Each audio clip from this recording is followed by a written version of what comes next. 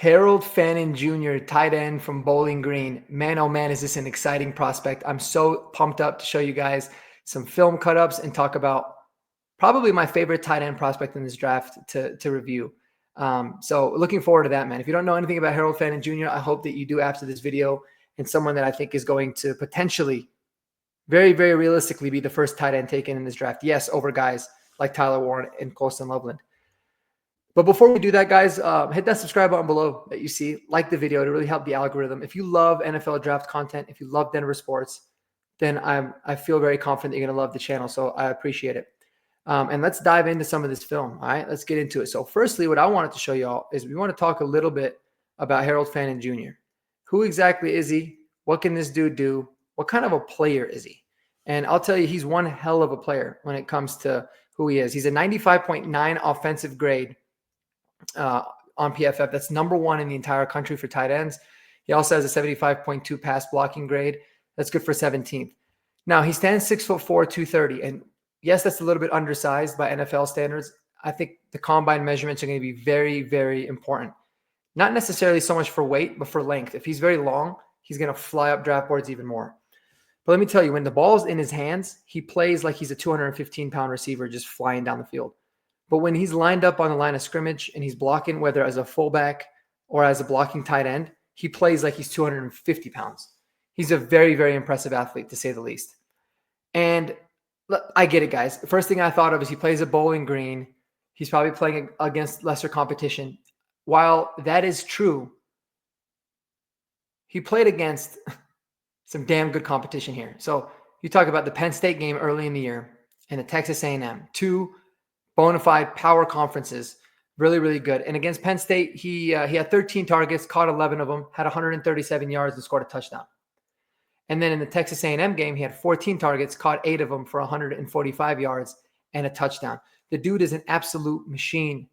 He finished the season with 100 catches, 1,342 yards, and 9 touchdowns in the regular season.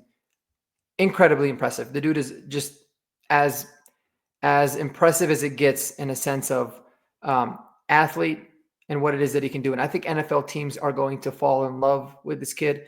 And it's not so much about like, you know, if he's going to go high, it's more about how high is he really going to go and what are the best team fits. And we're going to get into that. We're going to discuss it. Before I get into this film, guys, I do want to give a super special shout out to David from David Talk Sports. I'm going to link his bio. I'm going to link his YouTube channel below.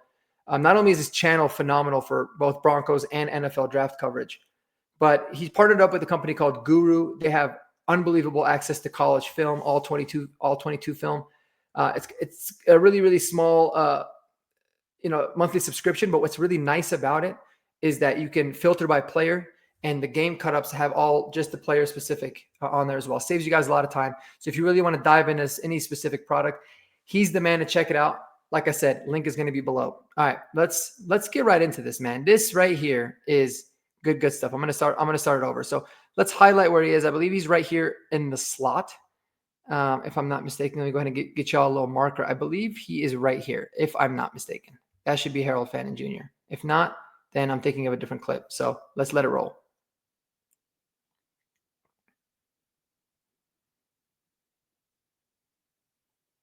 Yes, this is the one.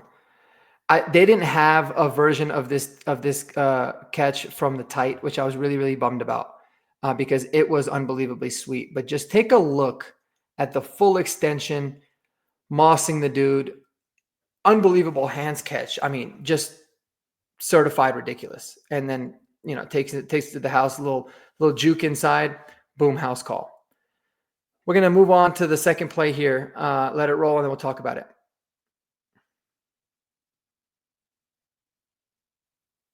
And this is against Texas A&M. I mean, juking dudes out of his boots, man. Let's run that back real quick. Because here's what I really like about the guy. It's really crazy because when you watch him, first of all, this happens very often on film. He's just always open. He's one of those guys where you kind of don't really realize it, but he just gets open, man. Every single time, super big separation. And then when he gets to running, he doesn't even look like he's running fast. Sometimes he looks a little awkward, but he just makes things happen. Hits him with a high step, jukes back inside, boom, back out, and got enough speed and power to be able to take it high step into the end zone. This is the kind of player, it just pops on film all day, every day against an array of different, talent, a bunch of different teams in general. Here's another one. This is a nice long catch. Somebody that you can get the ball in their hands, and look at what this boy can do.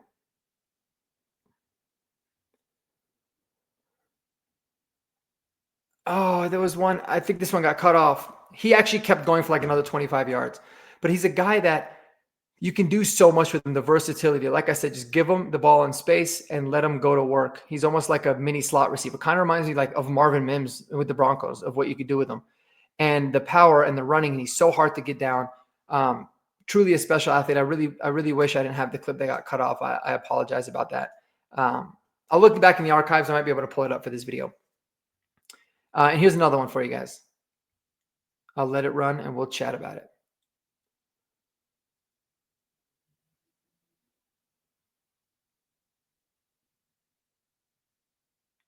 So a little bit more simplified, but what I like about this is firstly, it's against Penn State.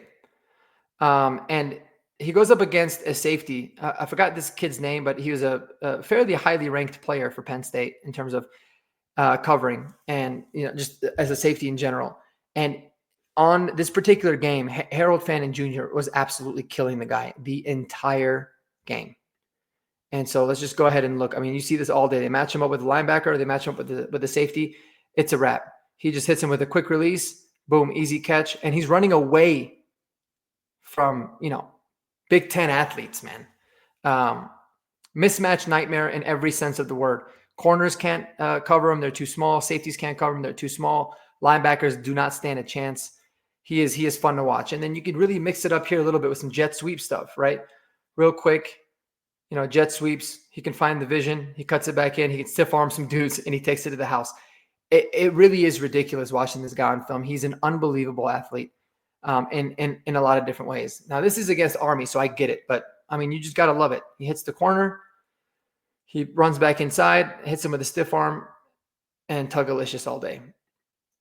And let's move on to the next one. There's quite a bit, so I want to get through these so we're not making a 57-hour video. But let's get going here.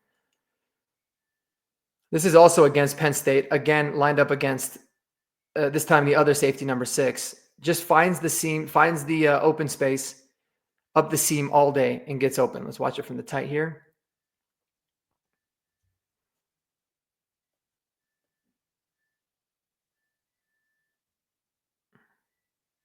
Ball snap, boom, quick, easy.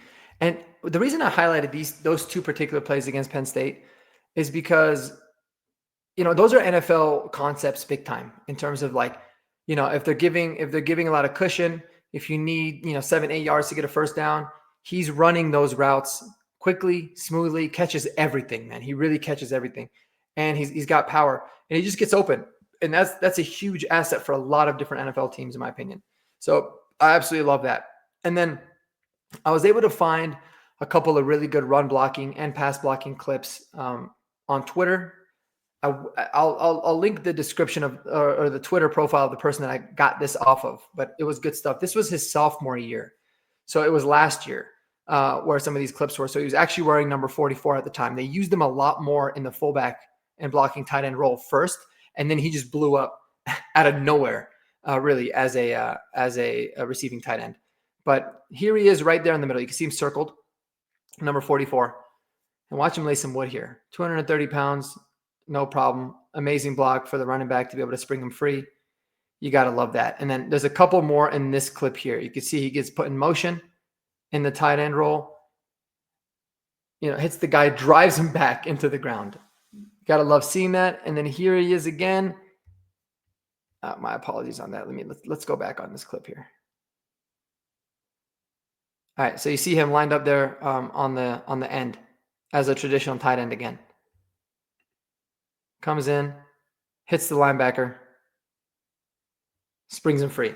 And a lot of the times that's all that it really takes to be able to be a really good, solid blocking tight end, is being able to just get a body on somebody and make sure you turn them in, because depending on the direction in which you turn the player, it's going to make it a lot easier for the running back to be able to spring free. You got to love it.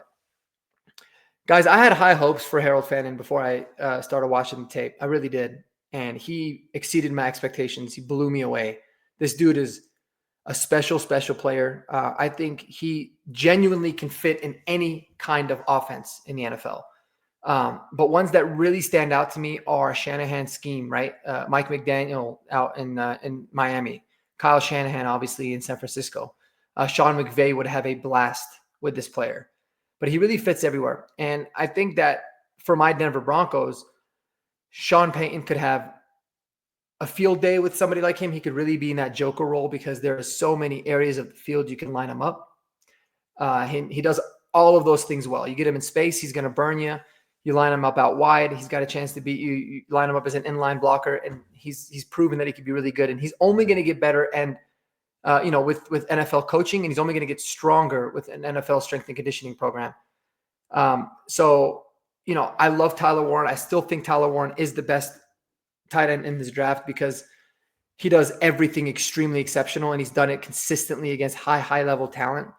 But Harold Fannin Jr. and I like the size that Tyler Warren has, but Harold Fannin Jr. is a special athlete, somebody that I really think can, when it's all said and done, especially depending on the combine, he's going to maybe be able to sneak into the back end of the first round, and someone that I'm a huge fan of.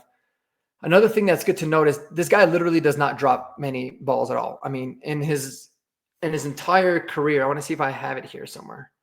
Yeah, he has in 3 years at Bowling Green, playing over, 800 snaps. He's got 3 drops. It's a 1.9% drop rate. And all 3 drops were last year when he was really heavily targeted. Now, 3 drops on 100 receptions is not, anything. Well, I guess on 128 targets is really not a very high number. That puts him at a drop percentage of 2.9%. So, he catches, he's very sure-handed, and he's extremely durable. Somebody that runs and plays very physical style of football. I mean, I know the clips that I saw were him kind of juking guys out of their shoes, but there's a lot of times where he'll want to run through somebody. So he does a really great job of just being solid, catching the ball, staying healthy. And he's a he's a player that is only going to ascend greatly because he is only 20 years old. He doesn't turn 21 until July 20th. So they'll be like in the middle of training camp by the time this kid turns 21 years old. So super impressive, super impressive player. He was a 0-star recruit coming into college. He just ends up getting a walk-on opportunity to go into Bowling Green. And boy, oh boy, did he shine. Special player, and he's extremely raw. Somebody that, you're talking about 100 catches in a season, over 1,300 yards, and he hasn't even been playing the position very long. So sky's the limit for this dude. My comp in terms of like measurables and play speed is like Isaiah Likely, but he really is like a Vernon Davis was back in the day as well. Just an absolute freak. Can't wait to see what he does in the combine.